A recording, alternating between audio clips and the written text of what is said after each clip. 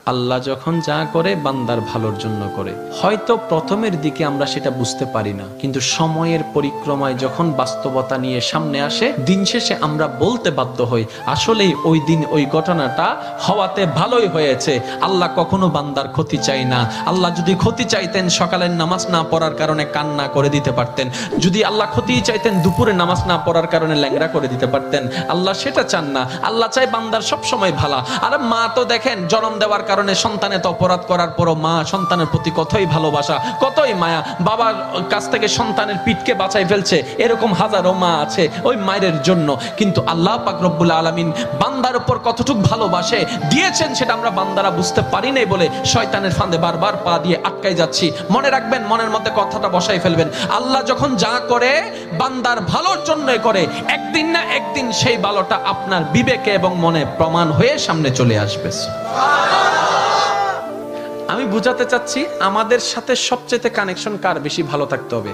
বান্দা হিসেবে আল্লাহর, উম্মত হিসেবে নবী রাহমাতুল লিল আলামিনের। এখানের ভিতর যে কেউ চাইলে জীবন সাজাই ফেলতে পারবে। আমি বলছি যে কেউ, anybody, you can do it, not impossible. Because impossible শব্দটাকে যদি একদম ভালো করে গভীরভাবে দেখেন, সেখানের ভিতর আপনি আশ্চর্যভাবে একটা জিনিস দেখবেন।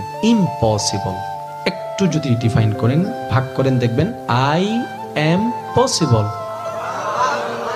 ইম্পসিবল, পসিবল কে আলাদা রাখেন, আই এম কে আলাদা রাখেন। I am possible. ইম্পসিবল শব্দটাই আপনাকে জানান দিচ্ছে আমি অসম্ভব নই, যদি রবের রহমত থাকে আমি তোমার জন্য সম্ভব।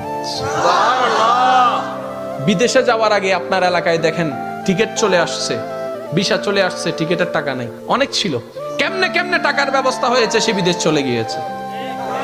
এখানে অনেক ব্যবসায়ী আছে, ব্যবসা শুরু করার সময় সেই পরিমাণ টাকা ছিল না, কেমনে কেমনে ব্যবসা শুরু হয়েছে। এটা কেমনে কেমনে? রব বলে এটা কেমনে কেমনে নয়, একটু আমার দিকে তাকা, এমনে এমনে এমনে এমনে এমনে এমনে। তাহলে আপনার কাছে যদি আপনার রব থাকে, আপনার টেনশন কি? আপনার দুই নম্বরই করার তো কোনো দরকার। এই রমজানকে সামনে রেখে অনেকে দ্রব্যমূল্যের দাম বাড়ানোর জন্য কত চালাকি করছে, গুদামজাত করছে। আমি তাদের উদ্দেশ্যে শ্রদ্ধার সাথে একটা কথা বলবো, ভাইয়া জীবনে হয়তো অনেক করেছেন, আপনি এই কারণেই করছেন 2টা টাকা 5টা টাকা লাভ বেশি হবে। তো এই সেক্টরে না হয় আপনার 10,000 টাকা 10 কোটি টাকা লাভ হলো, অন্য সেক্টরে যদি 20,000 কোটি টাকা খরচ হয়ে যায় তখন কি করবে? কারণ জগতের মানুষ সবাই জানে যে অন্যের জন্য গর্ত করে সে গর্তে সে নিজেই পতিত হয়, এই কথা নিয়ে কারো কোনো দ্বিমত নেই।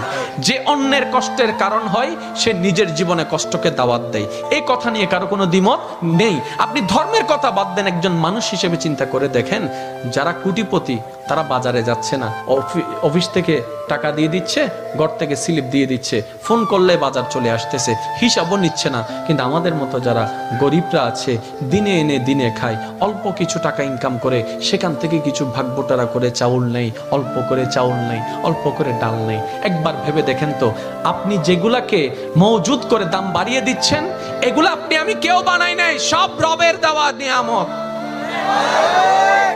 আমরা ধান রোপণ করেছি, ওইটাকে ধান বানিয়ে দিয়েছেন রব। আমরা বীজ বপন করেছি, গাছ বানিয়ে দিয়েছেন রব।